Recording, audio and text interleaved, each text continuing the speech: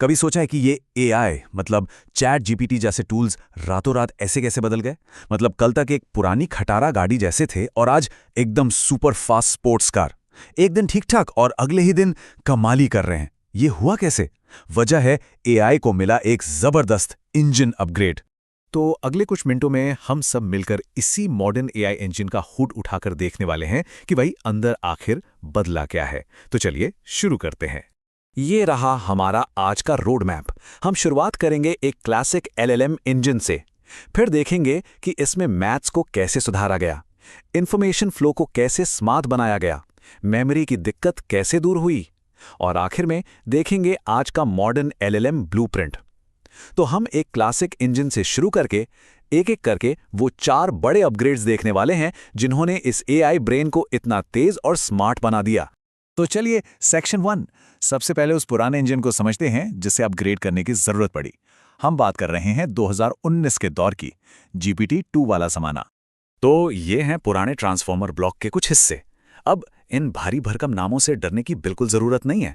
बस इतना समझ लीजिए कि ये एक पुरानी फैक्ट्री जैसा था, जहां हर हिस्सा अपना काम तो कर रहा था, लेकिन पूरा सिस्टम बहुत धीमा था और कभी-कभी स्टेबल भी नहीं रहता था। मतलब ये शब्दों को समझने की कोशिश तो करता था, पर बहुत ज्यादा मेहनत लगती थी। तो अब आता है हमारा पहला अपग्रेड, मैथ्स को स्ट्रीमलाइन करना। मकसद एआई की कैलकुलेशंस को तेज और स्टेबल बनाना। सोचिए जैसे एक डगमगाते हुए टावर को एक मजबूत नींव दे दी गई हो।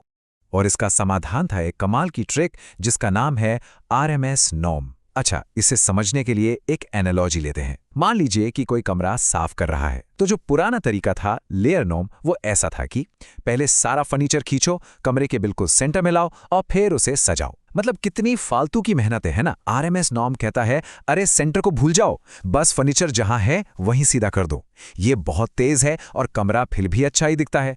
अब यहां देखिए, लेयर नॉर्म पहले नंबर्स का एवरेज यानी मीन निकालता था और फिर सब कुछ उसके हिसाब से शिफ्ट करने में वक्त बर्बाद करता था।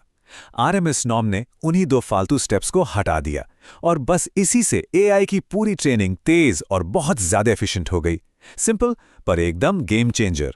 ये चार्ट साफ साफ दिखाता है। देखिए लेयर नॉर्म कैसे जबरदस्ती मीन को 0 पर खींच लाता था, और आरएमएस नॉर्म ने यह साबित कर दिया कि एआई को अपना काम करने के लिए इस सेंटरिंग की कोई जरूरत ही नहीं थी। तो बॉटम लाइन ये है कि नंबर्स को सेंटर में लाने की जो मेहनत थी उसका कोई खास फल नहीं मिल रहा था, और बस इसी एक छोटी सी समझ ने एआई को बहुत तेज बना दिया। इसी अपग्रेड में एक और छोटा सा लेकिन बहुत जरूरी बदलाव हुआ। नॉर्मलाइजेशन को लेयर के बाद यानी पोस्ट नॉर्म करने के बजाय अब लेयर से पहले किया जाने लगा, जिसे कहते हैं प्री नॉर्म। और इससे हुआ ये कि बहुत बड़े और गहरे मॉडल्स को ट्रेन करना स्टेबल और आसान हो गया। ठीक है, तो हमारा इंजन अब तेज हो गया है। अगला अपग्रेड था उसे और स्मार्ट बनाना। यहां फोकस इस बात पर था कि एआई शब्दों और उनके आपसी रिश्तों को और बेहतर तरीके से कैसे समझ सकता है। तो मिलिए स्विग्लू से। इसे जानकारी के लिए एक स्मार्ट बाउंसर समझिए। जो पुराना सिस्टम था रेलू, वो एक सिंपल ऑन ऑफ स्विच जैसा था, या तो सारी जानकारी अंदर या कुछ भी नहीं। लेकिन स्विग्लू ये बहुत स्मार्ट है। ये एक गेट की तरह काम करता है जो डिसाइड करता है कि कौन सी जानकारी वीआईपी है और किसे अंदर जाने देना है और कौन सा फालतू का शोर बाहर ही रहेगा। इससे होता यह है कि एआई सिर्फ जरूरी बातों पर फोकस कर पाता है। अब दूसरे स्मार्ट अपग्रेड को समझने से पहले पुरानी प्रॉब्लम समझनी होगी। देखिए, पुराना सिस्टम हर शब्द को बस ये बताता था तुम वाक्य में 5वें नंबर पर हो, लेकिन इससे ये पता नहीं चलता था कि वो 10वें नंबर वाले शब्द से आखिर कितना दूर है। मतलब वो ये रिलेटिव दूरी नहीं समझ पाता था। और इसका हल है आरओपी। ये एक बहुत ही शानदार क्लॉक एनालॉजी का इस्तेमाल करता है। सोचिए जैसे 2 बजे और 4 बजे के बीच 2 घंटे का अंतर होता है, और वैसे ही 8 बजे और 10 बजे के बीच भी 2 घंटे का ही अंतर होता है। यहां असली महत्व उस रिलेटिव दूरी का है ना? आरओपी ठीक यही करता है। ये एआई को शब्दों के बीच की सापेक्ष दूरी समझने में मदद करता है, जिससे उसकी ग्रामर और कॉन्टेक्स्ट की समझ कमाल की हो जाती है। और अब वो अपग्रेड जिसने सब कुछ बदल दिया, मेमोरी ओवरलोड को ठीक करना। कभी ये सोचा है कि आजकल एआई से इतनी लंबी लंबी बातें कैसे हो पाती हैं और उसे शुरुआत की बातें भी याद रहती हैं? ये एक बहुत बड़ी चुनौती थी। प्रॉब्लम थी केवी कैश। इसे एआई की शॉर्ट टर्म मेमोरी समझ लीजिए।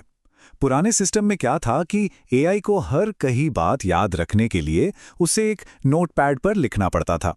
अब जैसे जैसे बातचीत लंबी होती, ये नोटपैड भरता जाता और आखिर में कंप्यूटर की सारी मेमोरी खत्म हो जाती और एआई क्रैश कर जाता।